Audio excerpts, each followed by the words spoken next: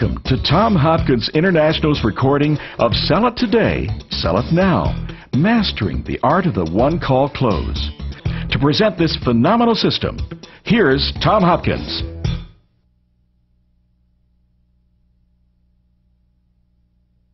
I'm very excited about this new program, Sell It Today, Sell It Now, the Art of the One-Call Close.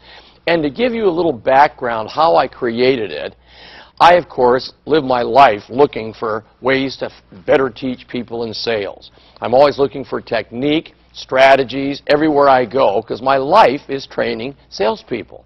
It's my passion. Well, I got hired years ago by a company, a large company. They have 500 salespeople. And whenever I do a custom program, I go into the company, analyze their training, because I want to know what they teach their people. I don't want to come in and teach something contradictory to their beliefs or their strategies. So I spent a week with their training director, Pat Leiby. And after a week, I said, Pat, what you teach your people is so good. I have to work with you, if you'll let me, to co-author a book. And I've been asked by many people to do that, and I've never found the material I felt was so valuable for my students. Well, I worked with Pat. We wrote the book, created an audio program, and then, of course, are now putting this on video for you to enjoy. Now, as we do, I want you to realize when you hear the title, Sell It Today, Sell It Now, the Art of the One-Call Close, please realize we're talking about one call, not one time. See, some of you have a one-step presentation and closing sequence. And you know that 98 to 100% of the time, if you don't get to check that presentation, you'll maybe never see them again. Now, that would be closing it today. Some of you have a two-step process.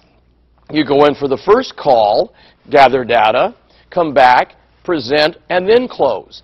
Some of you may have a three-step process. What I want you to realize in this program is whatever your goal is on that call, you must accomplish that. So if there's 3 visits, visit number 1, I must get this done, that's closing on that call. Visit 2, I must get this accomplished, closing on that call. And visit number 3 is when I go in and get the check, get the final commitment, get their approval, close the transaction. Okay? So open your minds to this now and tailor-make it to your situation. Now, the first thing we have to realize that in every selling situation, there are only 4 key obstacles to be overcome.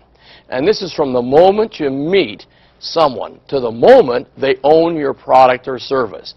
Now, understanding and working on these 4 keys will help you quickly lower sales resistance and increase sales acceptance. Thus, you'll reach the goal of the closed sale today. Now, let me start off again by saying there's something important here we must discuss. You see, the amount of sales resistance that a person has when you start a selling situation depends on how they met you. In other words, if the sale is buyer initiated, they call you, they walk into your office, they're the ones looking for the product. If they are the ones that contact the company, that is called buyer initiated, and there'll be less sales resistance. When you contact a stranger with a telephone call, or you go to their business, or you knock on their door, that is seller, which you are the seller of the product, initiated. So when the seller initiates the original contact, there's high sales resistance. Now, I think you realize that when you have a referral and the people send you to meet a friend or relative, there's a lot less sales resistance because they've been told good things about you. So again, keep in mind, one of the first keys in this process is you must determine how much sales resistance there's going to be based on that selling situation. Now, for our example, what I want to do is take it and make it the toughest sale you can ever make, so there'll be 100% sales resistance. Now, there's 4 key obstacles in any selling situation, as I mentioned. The first, of course, is trust. Most people, when they meet a salesperson, start with a feeling of, I feel no trust. Now, our goal in our presentation is to move that from no trust to some trust to lots of trust. Because, see, no one will really let you persuade them to invest in anything if they don't trust you. So, you must work toward helping them think, I feel some trust here. Then, of course, the second obstacle is need. Most people, when you present a product to them in the beginning, say, you know, I feel no need. Our goal in our presentation is to move them and change their mindset to one of, I feel some need, and hopefully you can move them to where, boy, I really need this product. Your third obstacle we must overcome is help. Meaning, most people start off with, I might trust you now, I might really need the product, but I don't know if I want to invest in it with you. Meaning they can have a friend in the business, they might know another company. So no one wants to ever admit they're helpless. However, you can help someone see that you provide answers in areas where they may not be as well informed because you are the professional. And you know exactly what's best for them based on your experience. So you need to change their mindset to one of, I want your help, you see. They want you. You're part of the equation now. And then, of course, the fourth obstacle is hurry. They may trust you now. They may have a need. They may want your help. But now we have a challenge in a procrastinating society where I feel no hurry. Tie in with the word hurry the word urgency, because one of the keys to a great presentation is we must create urgency throughout the entire presentation. Now, unless there's an emergency situation, no one is going to be in a hurry to purchase anything. Your job is to help them see that by taking care of the buying decision today, they'll be better off than if they wait. They need to think, hey, I feel some hurry here in order to take action. Now, the average person starts every sales situation with a high degree of sales resistance. Now, remember, it depends on how the original contact started. To just have you remember that, a referral, lower sales resistance. They contact you, lower sales resistance. You call them, contact, you start the process. They don't know who you are when you begin. High sales resistance. So when I started to develop this program, I thought, how can I visually have people see the process of reducing sales resistance and increasing sales acceptance?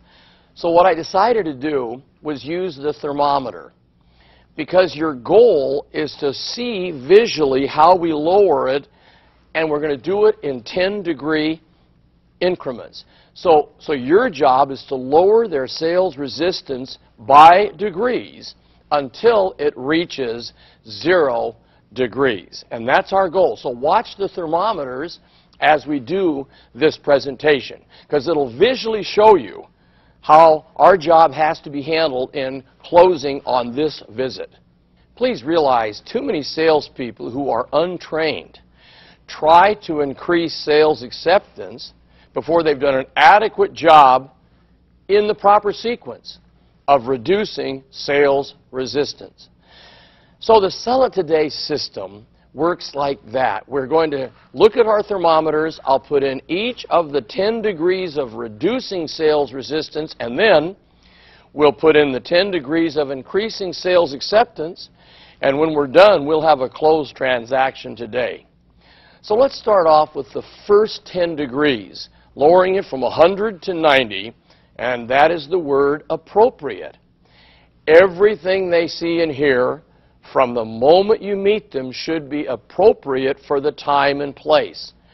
What this means is that everything you do, everything you say, your dress, your look, everything must fit the situation. Let me give you an example. You wouldn't go into the McDonald's hamburger restaurant and see someone working the counter in overalls. That, for that situation's inappropriate, and you might lose some trust about this organization, this company.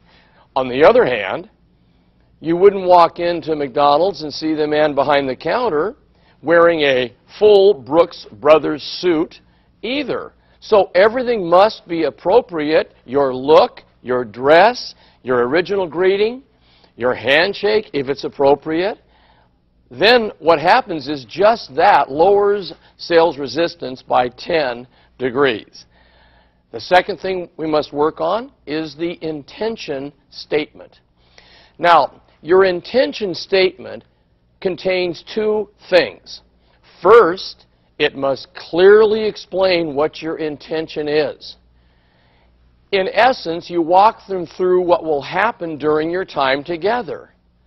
It's almost like an agenda of sorts. Then you'll ask them what they think about it. It's the flow of events. The second thing is it must imply, not state, that it's okay to say no. That this isn't for everyone. That I don't get everyone involved in this. I'm not going to apply any pressure here. Now, what I'd like you to do is listen and watch as I present now a paragraph that'll show you these items. Ready? John, Mary, due to the fact that we have such a great reputation for quality products, thousands of clients have entrusted their business to us. However, it's not for everyone, so we at Tom Hopkins International don't believe in high pressure. Tonight will be an educational experience that will allow you to determine if what we have to offer will truly benefit you. You see what happens when you do that? The people you're presenting to relax and open themselves up to allow their curiosity to take over. So now we've lowered it another 10 degrees with our intention statement. Now the next thing we're going to do, I call the 3 C's. These are the next 3 things we do to lower it another 30 degrees. Now the first C is so important. It's called commonality. Commonality. See, you must be like a detective and look for clues as to their backgrounds, their likes, their interests, habits, their business, anything you can find that you have in common with them. And that's, again, part of getting in there and doing the original presentation so they feel you have something in common with them. The next C is credibility. Credibility. Now, you must learn the story of your company, and you need to back it up with facts and establish 2 things. The bigness of the company, if your company is large, big reputation, been in business for years, or the quality of service you render to clients. See, I believe a professional salesperson takes his or her company and they'll make it a benefit based on what the company is like. If I worked for a small company, I would find a way to make that an advantage. I would say, John, Mary, I did research and looked at all the companies that do what we do. I saw huge companies with thousands of people.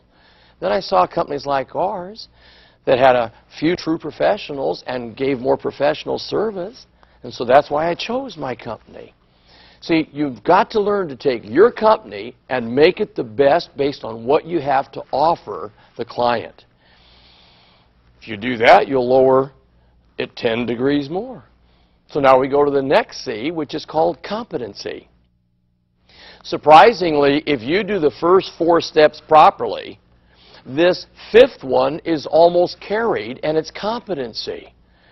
You see, if you've done everything right so far, they start looking at you as a competent person. It'll be assumed in the eyes of your future client. So again, let me let you hear how I would deliver these 3 C's in my presentation, okay? John and Mary, let me put myself in your shoes for a moment. If I were you, I'd have a lot of questions about what I'm offering here tonight. Here are some of the things I'd want answered. Tell me if you're thinking along these same lines. What is this company all about? How long have they been in business? Is this going to cost me money? Is it going to save me money? Will my time spent with you be worthwhile? How long will it take? I assure you I will answer these questions throughout my presentation. But before we get started, are there any other questions in your mind that I didn't mention so I can be certain to answer them as well? You see, if your questions match theirs, which those will, that's exactly what most people are thinking, they perceive you as competent because you're like them. I'd like you to try this idea. It's best if your questions are jotted down in your own handwriting on a page of the legal pad. And it's almost like you were just thinking about these questions before you arrived. Then, of course, you've taken your pen and you've asked them, are there any other questions that I can cover? They might then say, well, one thing we're a little concerned about, and now you take and write down their question right underneath your 5 or 6 that you have on your pad. It's a wonderful way to start writing right in the beginning. And we've lowered them down now another 10 degrees. We're now going to go to the next area, which is problem identification. You see, if this lead we're working with at the table is a referred lead, you'd use the referrer as an example. Meaning, hypothetically, I'm in front of John and Mary, and Tom referred me to these people.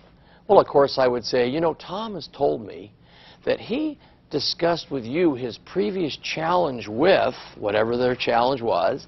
You apparently agreed that you have the same challenge. Is that right? Now, if it's not a referred lead or a previously unknown product, you'll isolate their challenge with good questions and statements. Kind of like this. You know, John and Mary, after our evaluation, many of the clients we serve find that they have a challenge they weren't previously aware of and that our product can definitely help them overcome it. And they've been lowered another 10 degrees of sales resistance. Then we go to the next area, which is discovery. Discovery. Here you educate them as to the value of gathering in-depth information. Using the art of questioning, we help them discover they not only have a need, but there is urgency to make a decision to go ahead. And another 10 degrees is lowered. Then we go to qualify, which is next. Now here is where we would use our needs formula. Remember, N-E-A-D-S, where we establish just what their qualification needs are. We're going to find out, what do they have now? What do they enjoy? What would they like to alter? Who is the decision maker? And yes, after all of that, we have the solution. Then we go to our next area, which is called need acknowledgement. And you would just say, John and Mary, based on what we have just discussed, wouldn't you agree that this is something your family or your company could benefit from? See, all we're doing here is getting them to acknowledge there could be a need. Now, some of you are going to be sitting in front of a couple or a committee, a group, where they made a decision before you came in that for no reason are they going to say yes today. Now, you'll have some people so strong in this area that you'll feel it when you first walk in. I mean, I sit down and I've done these steps and I can just tell because I'm not getting much input from them.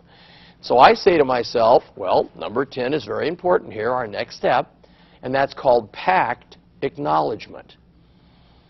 And it might go like this. John and Mary, I'll bet when you set the appointment to see us tonight, you didn't say to yourself, this is wonderful. We're going to spend money and invest in a new product tonight, did you? In fact, it's more likely you may have agreed with each other that you weren't spending any money and that you weren't buying anything. All I ask is that you keep your minds open to the possibility of what we have to offer. Is that fair? Now you notice what we've also done here? This is your first attempt to get a commitment to say yes to the purchase or to do what your research reveals when you come back with that information. So if we've done all that right, you notice they had 100% sales resistance. We then have got them to some trust. We've got the need, and we're now to 0 degrees on our sales resistance thermometer. So now it's time to go up the other thermometer, which is our sales acceptance thermometer. So let's move to increase that sales acceptance. Ready? The first thing we do down at the bottom of the thermometer is we start with product identification. When your recommendation as to the product or service is selected, you let them know how exciting the results are. See, if I came back on the second visit, I'd start off by establishing rapport, as we always do the next time in. How have you guys been? Gee, it's been 4 days. Anything new and exciting in your life? The weather's been kind of funny, hasn't it? In fact, I think we're about 8 degrees warmer than normal right now. See, we get the rapport established, visit a minute, and then you'd say, you know, John and Mary, based on the information you provided the last time I was here, our recommendation for you is, and you'll let them know what you feel is best for them. You'll now discuss company experience. You see, help them to understand how large a client base has been satisfied. You might say it this way. You know, John and Mary, based on all the years and thousands of clients we've served, most of the recommendations we have tonight are similar to all the other people that we've satisfied with our product. Then you'll go to the next area, which is salesperson expertise. You see, it's important they know that you are a professional. So you're going to share with them your track record with the company. Now, of course, if you're new, and this can be a challenge if you don't have much of a track record, but what you can share with them is that you are, in essence, the go-between and are supported by experts at the company. Something like this. You know, John and Mary, I chose our company because combined we have over 100 years of experience just in my manager and the 2 people I work with. So we're really on target as far as what we can do for you. Also, you must express that these recommendations are the sum total of some of the greatest expertise in your field. Always do this too. Have third-party information available. This can be photos of yourself receiving an award. It could be that article in the paper that you got put in because you were the top person last quarter in your company. It also can be letters from satisfied clients. These would be those proof letters. For example, try it this way.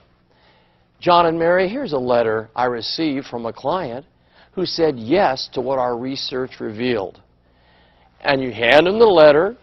I will suggest, if it's a long letter, use a yellow highlighter so that their eyes go to the main things you want them to pick off of that letter.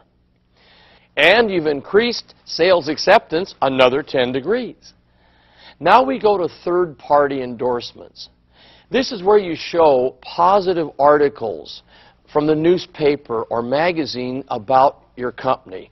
And please, as a professional salesperson, whenever anything comes out in the paper, the magazine, about your company and it's positive, take it out, laminate it, make sure you keep it clean and crisp so you can show the person. See, people believe what other people say about your company more than what you say about it.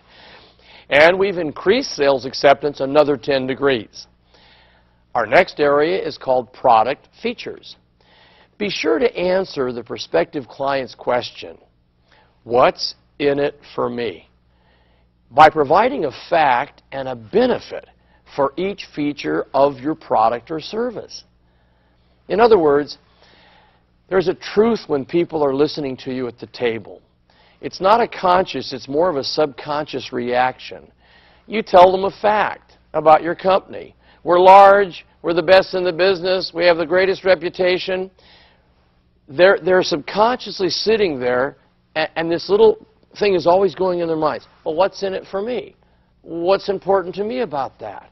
So it's important when you state a fact, you then follow it up with a benefit. For example, let me choose a home improvement product. Let's just say that I'm in the replacement window business and we have fabulous new windows that are not only energy saving, they're beautiful, they increase the pride of ownership of a home, thus the appreciation and value. Great product. I might say this as a fact. You know, John and Mary, our windows are made of the finest and highest grade aluminum available today. Well, of course, they're sitting there saying what? What's in it for me? So what? So then you follow it up with, because of our construction techniques, our clients find that they enjoy significant savings on fuel and maintenance. So now there's the benefit. And we've, again, increased sales acceptance another 10 degrees. Let's look at the next thing. It's presentation demonstration. Now you would present your proposal, the research you found, the product benefits, and you're always going to be doing it in this formula. You're going to give them a fact, follow up with a benefit of the fact to them, then you're going to try to create, with what you say, a sense of urgency, and then you're going to ask or request for their feedback. So again, fact, benefit, urgency, request for feedback. Kind of like this. Ready? You know, John and Mary, as we mentioned earlier, our windows are of a very high quality. What that means to you is that you'll spend more time enjoying the view through them than maintaining them and working on them. And you know, with our special fall promotion, you'll save an additional 20% on installation. So John and Mary, if you were serious about saving money on your fuel and energy costs, when do you think would be the best time to have your windows replaced? Did you see all 4 steps? Fact, benefit, urgency, feedback. Very important, and I'm going to give you a kind of an assignment I'd love you to think about, especially if you're a manager and you've been in the business many years. I'd love you to take your product or service and maybe brainstorm with your team and say, let's take a piece of paper and list every fact about our product. Then we're going to write what the main benefit to them is. Then we're going to see what are the things we can say to create urgency. And then we're going to have our feedback from them. Now, I was never aware of this when I was back in real estate many, many years ago. But, you know, I did things like this, and I think back, that's why I closed so many sales. Meaning, for example, I'm going to try to show you how I did it with them. I think this will maybe turn on some lights for you, too. Ready? I'd meet John and Mary, and they'd come into the office. And after we visit a little bit and I get them a cup of coffee, I'd say, you know, John and Mary, obviously you're looking for a home now because you've heard about what's going to be happening in the future with our freeway that's coming in. And they go, well, we didn't know too much about it. We're new to the area. Oh, boy, is your timing right. You see, they've already proposed the freeway. And as you're probably aware, whenever a freeway comes in, bringing more people, easier to get to work, there's just a jump in appreciation in property. So, wow, great timing.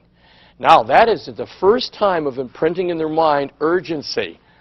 Then, of course, I'd show them homes. I find the one that they like. And I would then say, after benefits of the property, benefits of the location, I'd simply say, well, based on what I told you about the freeway and this home being in such a great location, being in the school district you wanted, when do you think the best time would be to see if they'll go along with us and accept what you'd like to pay for the home? Honey, we need to do this now. And then I went and got feedback from them as to, well, what do you think we should do? Just maybe make up a proposal for the seller? Come on, but in fact, before we do that, let's go over the financing to make sure it makes sense. Okay, come on in here. I'd sit them down, go over financing, then I would move into the final closing sequence. I hope you felt that, okay? Then, of course, we go to the next step to increase sales acceptance another 10 degrees, which is called the 3-option close.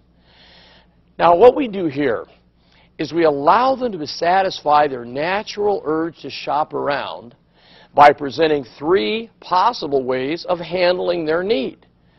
First, we show a product, a service, or the solution that maybe doesn't resolve their need 100%. Then we show another that does slightly more than they need. Last, We show them the product or service that you believe to be the best answer for their need. And it's amazing. They will choose 70% of the time the one you put in the middle of your presentation as you show them the three options.